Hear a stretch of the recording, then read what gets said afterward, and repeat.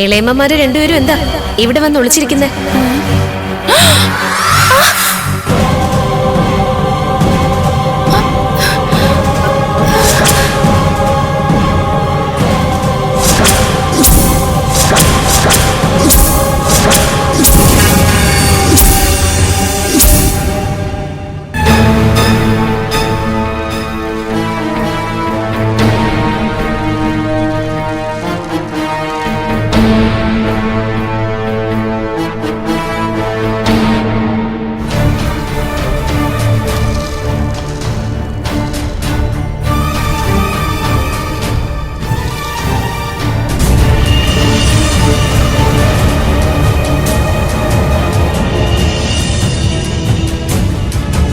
കുഴിമാടത്തില് അവളുടെ മൃതശരീരം ഇപ്പോഴും ഉണ്ട്.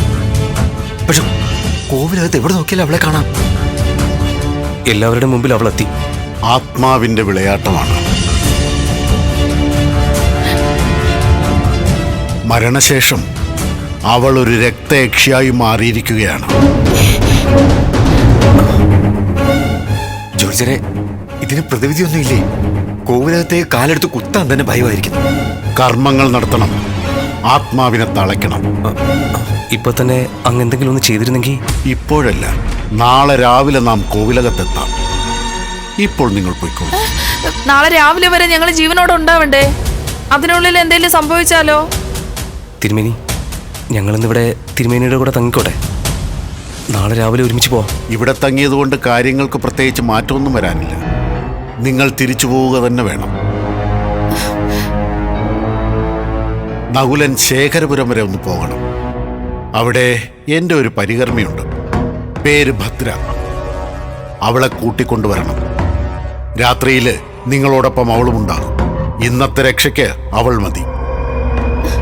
ഞങ്ങൾക്ക് തിരുമേനെ അല്ലാതെ വേറെ ആരെയും വിശ്വാസമില്ല. എവിടെയോ കിടക്കുന്ന ഒരു പെണ്ണ്, അതും വെറും ഒരു പരിചാരിക. അവരെ കൊണ്ട് എന്ത് നടക്കാനാ? നകുലൻ ഭദ്രയെ കൂട്ടിക്കൊണ്ടുവരും. ഒന്നും സംഭവിക്കാനില്ലെന്ന് പറയുന്നത് നമ്മുടെ ഉറപ്പാണ്. നിങ്ങളിപ്പോ പോയിക്കോളൂ.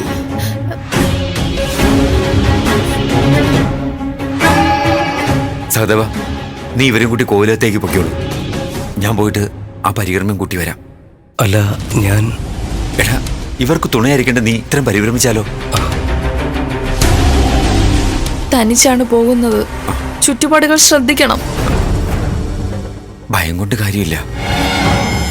എന്തു വന്നാലും നേരിട്ടല്ലേ പറ്റൂ.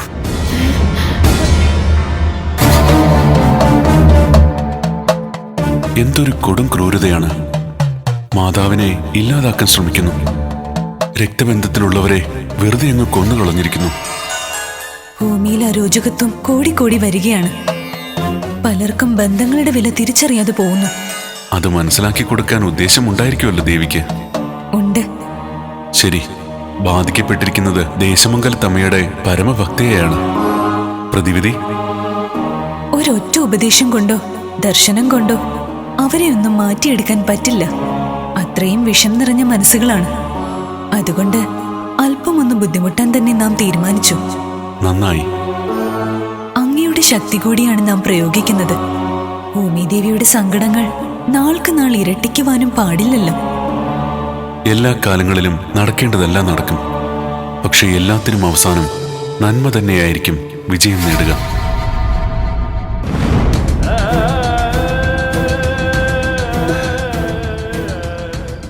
നാളത്തെ പൂജയുടെ കാര്യം അമ്മയോട് പറയണ്ടേ?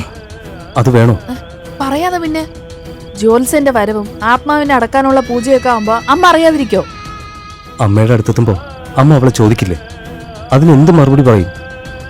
ഏട്ടൻ പറഞ്ഞൊരു കഥയുണ്ടല്ലോ, അവൾ ആരുടെ കൂടെ ഒളിച്ചോടി പോയി, നാട് മുഴുവൻ തിരഞ്ഞിട്ടും കണ്ടില്ലെന്നും. അത് തന്നെ പറയുക. അമ്മ വിശ്വസിക്കോ? പറഞ്ഞ് വിശ്വസിപ്പിക്കണം. ഇനി അമ്മ അവളെ അന്വേഷിക്കാനും പാടില്ല. നമ്മൾ ഒന്നിച്ചു ചെന്ന് പറഞ്ഞ അമ്മ അത് വിശ്വസിക്കും. ശരിയാ, വാ വരൂ.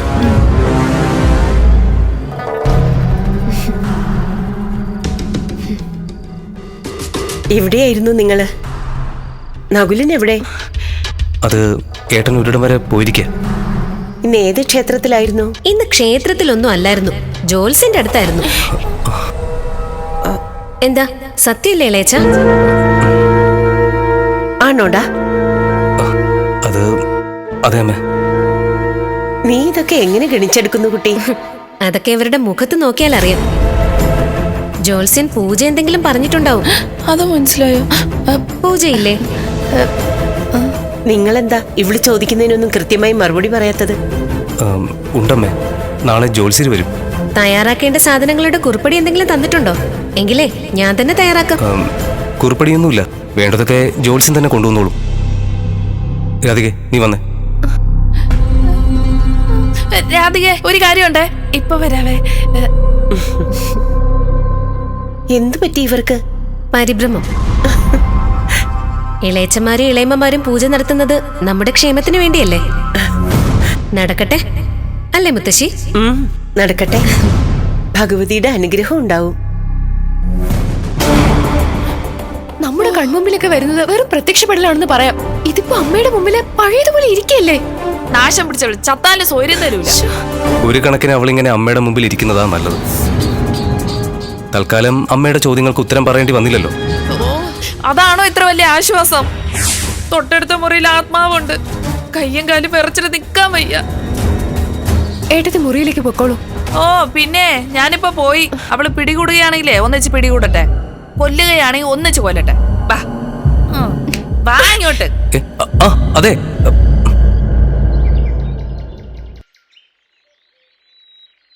അതെ.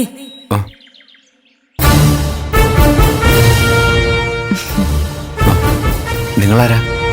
നിങ്ങൾ ആരെ തിരക്കാണ് വന്നത്? ഭദ്ര. ഞാനാണ് ഭദ്ര. ഓ, നിങ്ങള് എന്നെ കത്ത് നിൽക്കായിരുന്നോ? അതെ. നിങ്ങളെ കൂട്ടിക്കൊണ്ടുപോകാൻ ജോത്സ്യൻ എന്നോട് പറഞ്ഞിട്ട് അധികം നേരമായിട്ടില്ല. പിന്നെങ്ങനെയാണ് നിങ്ങൾ അറിയുന്നത്? ഒരു കഴിവുമില്ലെങ്കിൽ ജോത്സ്യൻ പരികർമ്മിയായിട്ട് എന്നെ കൂടെ കൂട്ടില്ലല്ലോ. ഓ, പരികർമ്മയായ ഒരു സ്ത്രീ എന്ന് പറഞ്ഞപ്പോ ഒരിക്കലും നിങ്ങളെപ്പോലൊരാളെ ഞാൻ പ്രതീക്ഷിച്ചില്ല. എന്തു പറ്റി? അല്ല, അല്പം പ്രായമൊക്കെയായി നടക്കാൻ ബുദ്ധിമുട്ടുള്ള ഒരു സ്ത്രീ ആയിരിക്കുന്ന ഞാൻ കരുതിയത്. തന്ത്രത്തിനും മന്ത്രത്തിനും പ്രായപരിധിയുണ്ടോ? അതില്ല. എന്താ തീരുമാനം? ഞാൻ കൂടെ പോരണമെന്നാണോ അതോ തിരിച്ചു പോരണമെന്നാണോ? ഏയ്, എന്നോട് പോരൂ. ആത്മാവിനെയാണ് പേടിക്കുന്നതല്ലേ? ദുരാത്മാവാണ്, കൊന്നു അല്ലേ? അത് പിന്നെ ഞാൻ പറഞ്ഞില്ലേ, ചില കാര്യങ്ങൾ കാറ്റിലൂടെ പോലും ഞങ്ങൾക്കറിയാൻ പറ്റും. എല്ലാം ദൈവനിശ്ചയം. അല്ലെങ്കിൽ ഇങ്ങനൊരു കർമ്മത്തിന് എന്നെ തേടി വരില്ലല്ലോ. പൂജാസാധനങ്ങൾ ഒരുക്കി വെക്കാൻ ഒരാൾ, അത്രേ ഞാൻ കരുതിയുള്ളൂ. ഇതിപ്പോ ജോത്സ്യനേക്കാളും വല്ലാതെ അതിശയിപ്പിക്കുന്നു. കൂടെ നടക്കാൻ എനിക്ക് പേടിയുണ്ട്. എന്തിന്? കഴുത്തിനിരിക്കാൻ മടിയില്ലാത്ത ആളല്ലേ? വരൂ.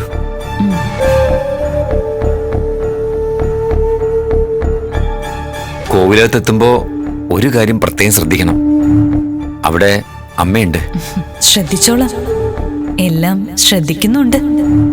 എല്ലാവരെയും ശ്രദ്ധിക്കേണ്ടവളല്ലേ ഞാൻ? നകുലേട്ടനെ കാണുന്നില്ലല്ലോ. അന്വേഷിച്ചു പോയ പരികർമ്മിയെ കണ്ടില്ലെന്നുണ്ടോ? വഴിവെക്കിൽ ആരെങ്കിലും കണ്ട് സംസാരിച്ച് നിൽക്കുന്നുണ്ടാവും. അല്ലെങ്കിൽ ഇത്രയും താമസിക്കുന്ന എന്തിനാ? എനിക്ക് വിശന്നിട്ട് വയ്യ. കൈയും കാലും ഒക്കെ വിറയ്ക്കുന്നു. അത് പേടിച്ചിട്ടാവും. പേടിച്ചിട്ടൊന്നും അല്ല, വിശന്നിട്ട് തന്നെയാ. ഏട്ടത്തേക്ക് വിശക്കുന്നില്ലേ? വയറ് കരിയുന്നു. ഒന്നും ഉണ്ടാക്കിയിട്ടുമില്ല. എന്തെടുത്ത് വെച്ച് കഴിക്കാനാ? അല്ല, നിങ്ങൾക്ക് രണ്ടുപേർക്കും അടുക്കളയിൽ പോയി എന്തെങ്കിലും വെച്ചുണ്ടാക്കിക്കൂടെ? എന്നിട്ട് വേണം ഞങ്ങൾ രണ്ടുപേരെയും അവളെ പിടിച്ച് വിഴുങ്ങാൻ. ഇങ്ങനെയും ദുഷ്ടത്തിനും പറയാൻ തോന്നുന്നുണ്ടല്ലോ.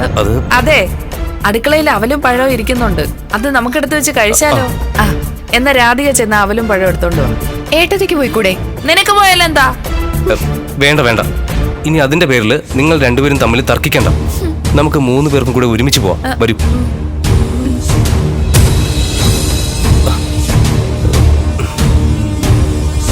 നല്ല ഭക്ഷണത്തിന്റെ മണമല്ലേ? അതെ, മണം വരുമ്പോ തന്നെ നാവിൽ വെള്ളം മുറുന്നു. അടുക്കളയിൽ ആരുമില്ല, നമ്മളൊന്നും പാകം ചെയ്തിട്ടുമില്ല. പിന്നെ എവിടെന്നാ ഈ മണം? വാ, നമുക്ക് നോക്കാം.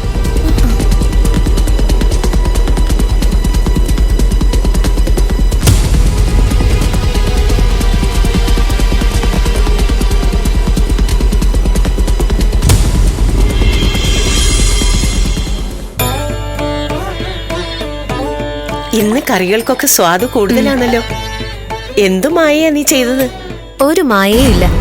സ്നേഹക്കൂടുതൽ കൊണ്ട് മുത്തശ്ശിക്ക് ചിലപ്പോ തോന്നുന്നതാവും. നീ നിന്റെ സ്നേഹം ചേർത്ത് പാചകം ചെയ്യുന്നോണ്ടാവും. എന്തെങ്കിലും ആയിക്കോട്ടെ, എല്ലാ വിഭവങ്ങളും മുത്തശ്ശിക്ക് ഇഷ്ടപ്പെട്ടല്ലോ അല്ലേ? ഒന്നും മാറ്റി വെക്കാനില്ല. കൂടുതൽ കഴിക്കാൻ പറ്റില്ലല്ലോ എന്ന വിഷമം മാത്രമേ ഉള്ളൂ. ഇനി മുതൽ എന്നും ഇത്രയും വിഭവങ്ങളും മുത്തശ്ശിയുടെ മുന്നിലുണ്ടാവും. പാടല്ലേ നിനക്ക്? ഒരു ബുദ്ധിമുട്ടും ഇല്ല.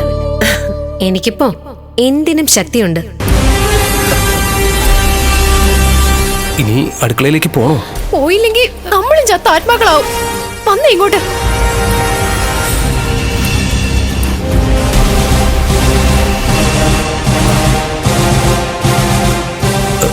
രാധികെ, ഇതൊക്കെ ആ യക്ഷി ഉണ്ടാക്കി വെച്ചതല്ലേ? ആരുണ്ടാക്കി വെച്ചാൽ എന്താ? ഇപ്പൊ ഇത് കഴിക്കാതെ നമ്മുടെ മുമ്പിൽ വേറെ മാർഗം എന്താ ഉള്ളത്? ഇതിനെന്തെങ്കിലും മന്ത്രശക്തി ഉണ്ടെങ്കിലോ? അനുജന് വേണ്ടെങ്കിൽ കഴിക്കണ്ട, ഞങ്ങളിത് കഴിക്കാൻ പോവുകയാണ്. വിശന്ന് ചാവുന്നതിൽ നല്ലത് ഇത് തന്നെയാണ്. ഇതേ ഭക്ഷണം തന്നെയല്ലേ അമ്മയുടെ മുമ്പിൽ വിളമ്പി വെച്ചത്? കഴിച്ചിട്ട് സ്വാദിഷ്ടമാണെന്ന് അമ്മ പറഞ്ഞല്ലോ.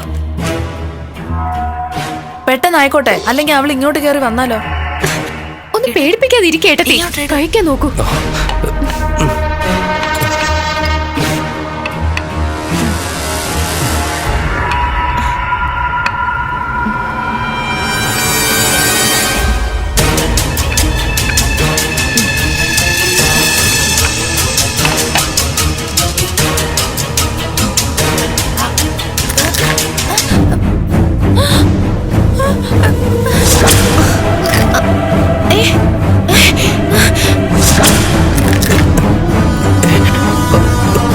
ഭക്ഷണം എങ്ങനെ ഈ കരിക്കട്ടയായിട്ട് മാറിയേ?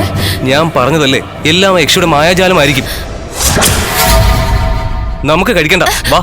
അങ്ങനെ അങ്ങ് പോയാലോ?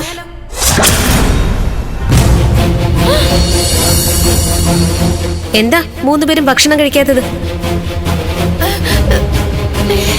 ഇളയച്ചനും ഇളയമ്മമാർക്കും ഞാൻ സ്വാദിഷ്ട ഭക്ഷണമല്ലേ ഉണ്ടാക്കിയേക്കുന്നത്. കഴിക്ക്.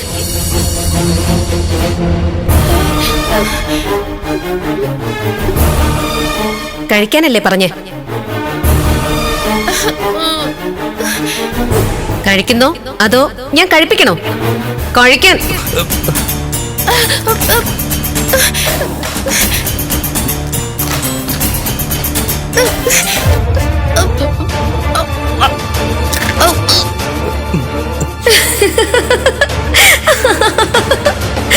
കഴിക്കാൻ.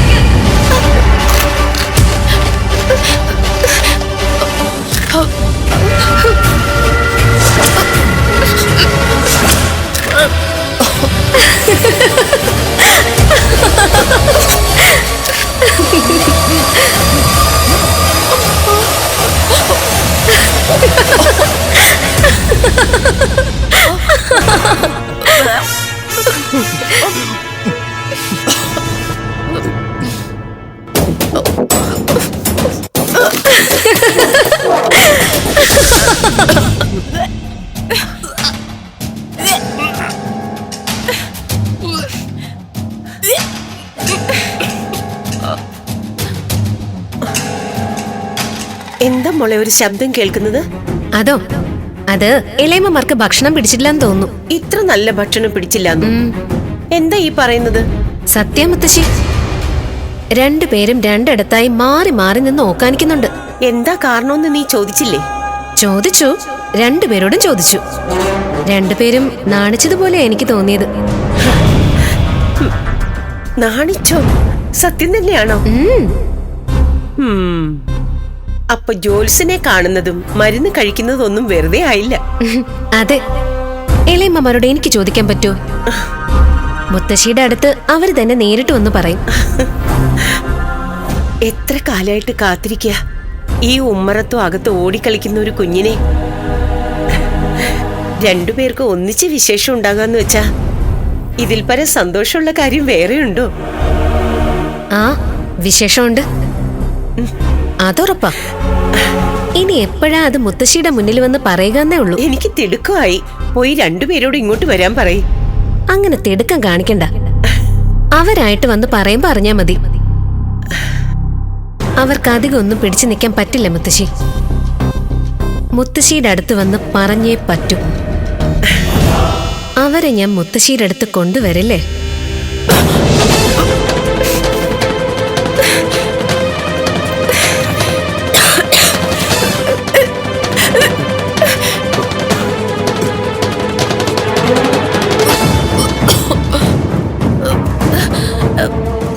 ഛർദിച്ച് അവസാനം രക്തം വരെ വന്നു. എന്റെ ശ്വാസം നിന്നുപോയോന്ന് ഞാൻ പേടിച്ചു. ഈ നകുലേട്ടൻ ഇത് എവിടെ പോയി കിടക്കുകയാണാവോ? നമുക്ക് 3 പേർക്കും ഇത്രയും പരീക്ഷണങ്ങൾ ഉണ്ടായപ്പോ ഏട്ടനെ അവള് വെറുതെ വിടുവോ? എന്താ ഇത്? ഏട്ടത്തെ പേടിപ്പിക്കാതിരിക്കൂ. ഇനി എന്തെങ്കിലും സംഭവിക്കുന്നതിന് മുന്നേ അദ്ദേഹം ഒന്ന് വന്നാ മതിയായിരുന്നു.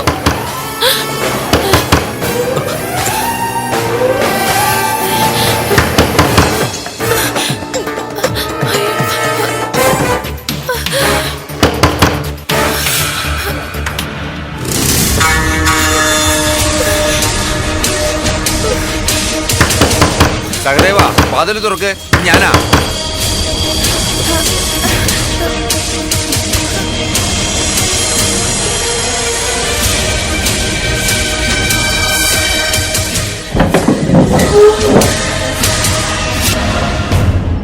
ഇതാണ് ജോത്സ്യം പറഞ്ഞ പരികർമ്മി. വരൂ.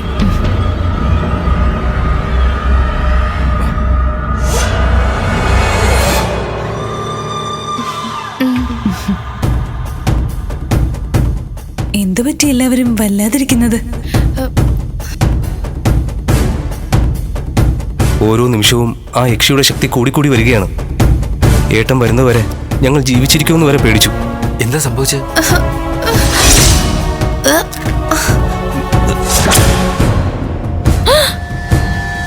കഴിക്കാൻ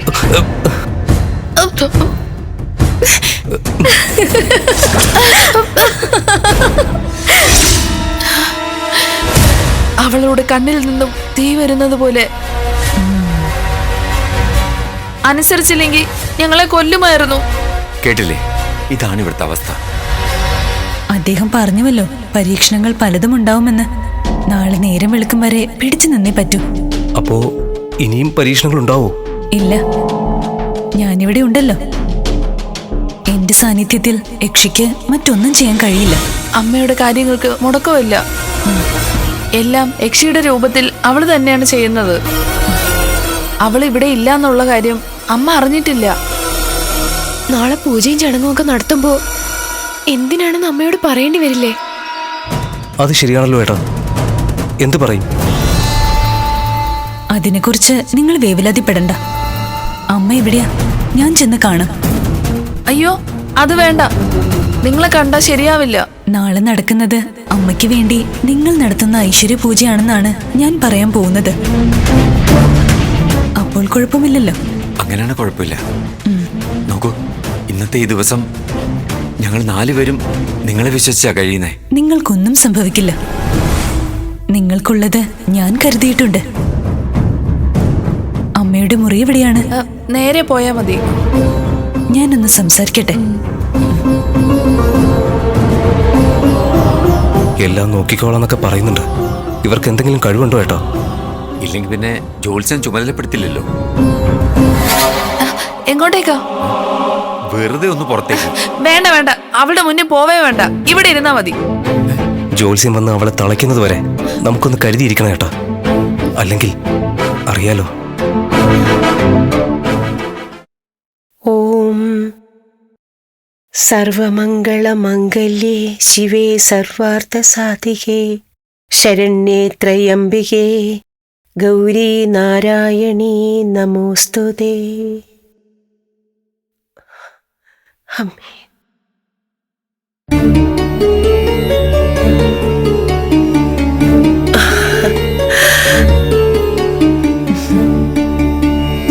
എന്റെ പേര് ഭദ്ര. ഐശ്വര്യമുള്ള ഈ മുഖം എവിടെയോ കണ്ടിട്ടുള്ളതുപോലെ. അറിയില്ല, ഞാനിവിടെ ഒരു പൂജയ്ക്കായിട്ട് വന്നതാണ്. കുടുംബത്തിന്റെ ഐശ്വര്യത്തിന് വേണ്ടി ജോത്സ്യന്റെ നിർദ്ദേശപ്രകാരം അമ്മയുടെ മക്കൾ ഒരു പൂജ നടത്തുന്നു. നാളെയാണ് പൂജ.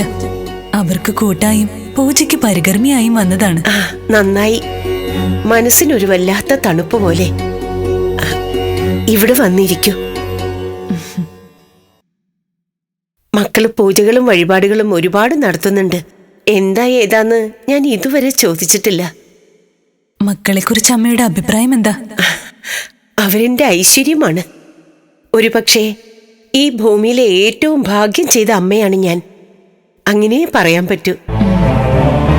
പലപ്പോഴും നമ്മൾ ചിന്തിക്കുന്നതായിരിക്കില്ല വാസ്തവം. പക്ഷേ എന്റെ മക്കളുടെ കാര്യത്തിൽ അങ്ങനെയല്ല. പിന്നെ നാളെ നടക്കുന്ന പൂജ അല്പം ശബ്ദവും ബഹളവും ഉള്ളതായിരിക്കും. അതെന്താ അങ്ങനെ? ഏതോ ചില ദുരാത്മാക്കൾ ഇവിടെ അലഞ്ഞു തിരിയുന്നതായി ജൂൾസിന്റെ പ്രശ്നവിധിയിൽ കണ്ടിട്ടുണ്ട്. ഇവിടെയോ? ആചാരം ലംഘിച്ച് ഇവിടെ ആരും നടന്നിട്ടില്ലല്ലോ. പിന്നെന്താ അങ്ങനെ? ആചാരലംഘനങ്ങൾ അറിഞ്ഞു ചെയ്യുന്നവരുമുണ്ട്, അറിയാതെ ചെയ്യുന്നവരുമുണ്ട്. പൂജാതി കർമ്മങ്ങൾ നടക്കുമ്പോൾ എന്ത് തന്നെ കേട്ടാലും അമ്മ അങ്ങോട്ട് ശ്രദ്ധിക്കുകയും വേണ്ട. എന്തായാലും പ്രശ്നവിധിയിൽ കണ്ടത് പരിഹരിച്ചല്ലേ പറ്റൂ. ഈ മുഖത്തുനിന്ന് വരുന്ന വാക്കുകൾ സുന്ദരം അല്ലാതെ മറ്റൊന്നുമില്ല. ഞാൻ പിന്നെ എന്തിനു പേടിക്കണം? ചില കാര്യങ്ങൾ അമ്മയ്ക്ക് ബോധ്യപ്പെടുത്തി തരാനുണ്ട്. എന്റെ മക്കൾക്ക് ബുദ്ധിമുട്ടുള്ള കാര്യമൊന്നും അല്ലല്ലോ പറയാൻ ഉദ്ദേശിക്കുന്നത്.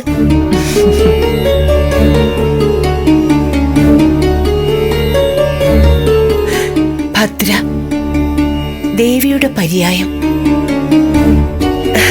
ദേവിയുടെ ചൈതന്യം തന്നെ.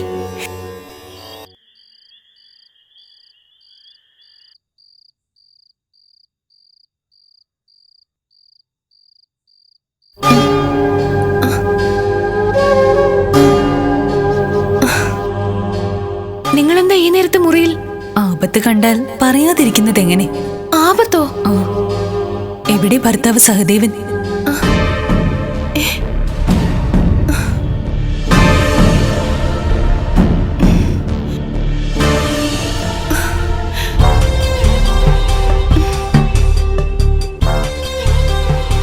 ഉറങ്ങാൻ കിടക്കുമ്പോ എന്റെ കൂടെ ഉണ്ടായിരുന്നു. ആപത്ത് എത്രമാത്രമാണെന്ന് വ്യക്തമായി അറിയാവുന്നതല്ലേ? എന്നിട്ടും ഈ പാതിരാ നേരത്ത് പുറത്തിറങ്ങി പോവുക എന്ന് വെച്ചാൽ? അദ്ദേഹം പുറത്തേക്ക് പോകുന്നത് നിങ്ങൾ കണ്ടോ? കണ്ടു. തടഞ്ഞു നിർത്താൻ ശ്രമിക്കുകയും ചെയ്തു. അനുസരിച്ചില്ല. ഒരു കാര്യം മനസ്സിലാക്കിക്കൊള്ളൂ, ഈ വീടിനകത്ത് നിങ്ങളെ കാത്തുരക്ഷിച്ചോളാം എന്നേ ഞാൻ വാക്ക് പറഞ്ഞിട്ടുള്ളൂ. പുറത്തു വെച്ച് എന്തെങ്കിലും സംഭവിച്ചാൽ അതിന് ഞാൻ ഉത്തരവാദിയല്ല.